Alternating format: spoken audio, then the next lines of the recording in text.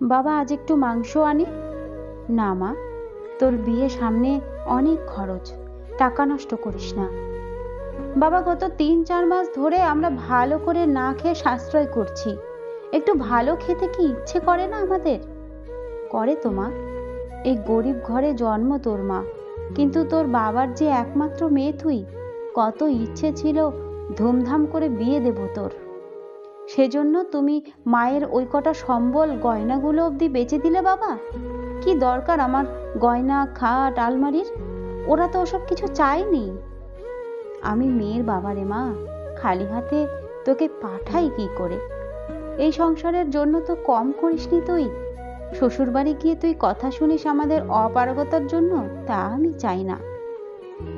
বাবা, জমিটা অবধি 5 বছরের জন্য লিজ দিলে, তোমার এই অসুস্থ শরীর, না খেয়ে মরতে হবে যে এবার। ওসব ঠিক ম্যানেজ হয়ে যাবে। যাই একবার প্যান্ডেলের লোকের সাথে কথা বলে আসি। গরিবের সংসারে রমা বড় মেয়ে, ক্লাস 7 থেকে টিউশনি পড়াতে শুরু করেছিল সে নিজের লেখাপড়া চালানোর জন্য। উচ্চ মাধ্যমিকের পর কলেজে পড়ার সময় দুবেলা টিউশনি করতে শুরু করে রমা। ওই বয়সে সংসারের পুরো চাপ ওর ওপর এসে পড়ে। বাবা অসুস্থ, ছোট ভাইয়ের লেখাপড়া, সব দিক ভেবে রমা জমিতে চাষে নেমে পড়ে।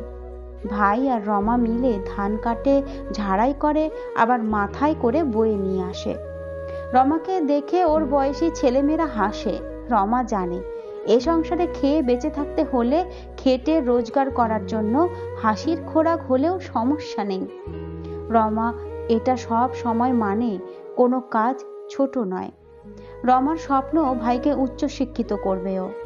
কলেজ লাইফ শেষ হলো। রমা একটা ডায়াগনস্টিক সেন্টারে 8,000 টাকার মাইনের চাকরি পেল। ওই টাকা, টিউশনি করার টাকা দিয়ে রমা একটু একটু করে সংসারের হাল ফেরানোর চেষ্টায় লেগে পড়ল। একটা ছোট বাথরুম তৈরি করলো, যেটা ওদের ছিল না। খড়ের চালের পরিবর্তে অ্যাসবেস্টস লাগালো ঘরের উপর। রমা ভীষণ বুঝে খরচ করে। রমার কলিগরা ওকে কিপটে বলে, কিন্তু ওরা জানে না ফুচকার পরিবর্তে 2 টাকার মুড়ি আর একটা লঙ্কা দিয়ে খিদে মেটানোর কারণটা। বাড়ি ফেরার সময় বাবার ওষুধের দাম মেটাতে গিয়ে খালি হয় ওর মানি ব্যাগ।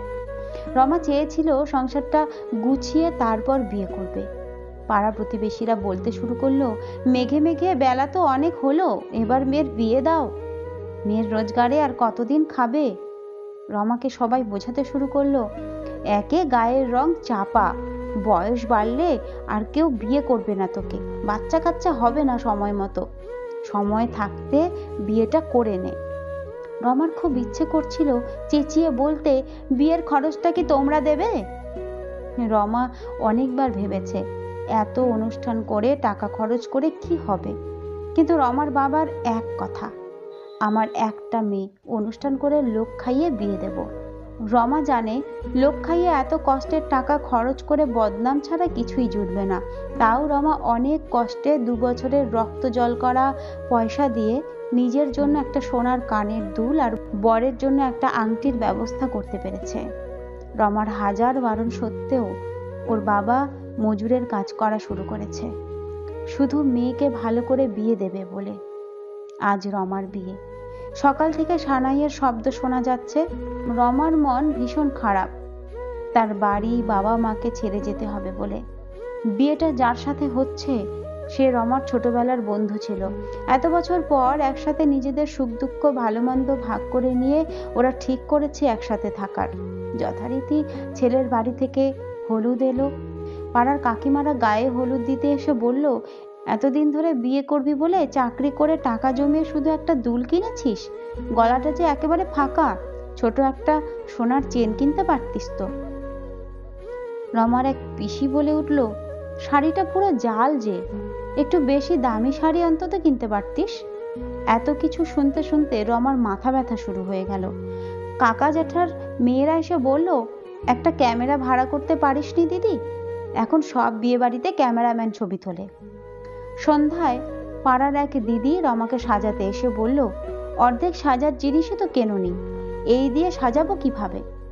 রমা বলল, যা হয় ওই দিয়েই সাজিয়ে দাও। সন্ধ্যায় বর আসতেই পাড়ার লোক উৎসুক হয়ে বর দেখলো। তারপর পকোড়া কফি স্টল খুঁজে না পেয়ে ফুচকা খেতে খেতে বলল, রমার বর কানা নাকি? না গো মানুমাসি, একটা চোখ বোধহয় ছোট। ছেলের দোষ না থাকলে কি আর এমন হাগরে বিয়ে করে? তুমি দেখেছো, শুধু ফুচকা করেছে, একটু পকোড়া তো করতে পারতো। এদিকে একসাথে খেতে বসেছে রতন আর হারু। পাতে ভাত নিতেই হারু বলে উঠল, এত মোটা, কি চাল এটা? রেশনের নাকি বাড়ি বাড়ি থেকে চাল তুলেছে রমার বাপ? চারদিকে হাসির রোল উঠল।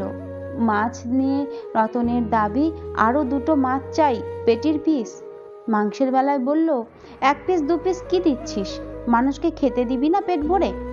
মিষ্টি দু পিস দেওয়াতে ওরা বলল, পুরো বালতি বসিয়ে দে, আজ দেখ কত মিষ্টি খেতে পারি আমরা, হয়ে যাক কম্পিটিশন। খাওয়া শেষ হলো সবার। অর্ধেক খাবার নষ্ট করে মাংসের নুন, শক্ত ভাত এইসব নিয়ে সমালোচনা করতে করতে সবাই বেরিয়ে এলো।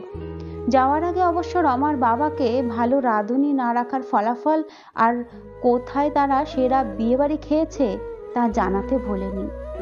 বিয়ে শেষে রমা ঝামেলা শুনে বেরিয়ে এসে দেখল, যাদের আনন্দ করে খাওয়াবে বলে অসুস্থ শরীরে ওর বাবা মাটি কাটার কাজ অবধি করেছে, তারাই বলছে মাংস শেষ, মিষ্টি শেষ, খাওয়ানোর ক্ষমতা যখন নেই তাহলে নেমন্তন্ন করে ডেকে এনে অপমান করার মানেটা কি?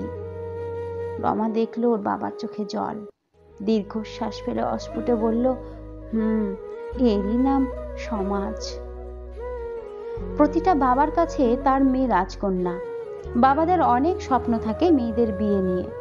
তারা তাদের সর্বস্ব দিয়ে চেষ্টা করে মেয়েদের বিয়ের অনুষ্ঠান সুন্দরভাবে করতে। তাই সমালোচনা না করে আসুন, সাপোর্ট করি, তাদের চেষ্টাকে সম্মান জানাই। বিয়েবাড়ির খাবার নষ্টের সময় অন্তত একটু ভাবি, বাড়িতে কি এইভাবেই খাবার নষ্ট করি আমরা? যদি তা না করি তাহলে এখানে খাওয়ার অপচয় করে একটা বিশেষ দিনে একটা বাবাকে নাই লজ্জিত করলাম আমরা। অবশ্যই আমরা পেট ভরে খাবো, সেটা যেন হয় অপচয় না হয়।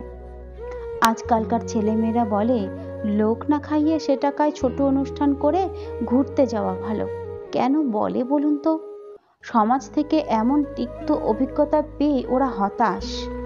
এই অভিমান সেদিন মুছে যাবে যেদিন আমরা পারবো একটা উদার, উন্নত, বিবেকবান সমাজ গঠন করতে।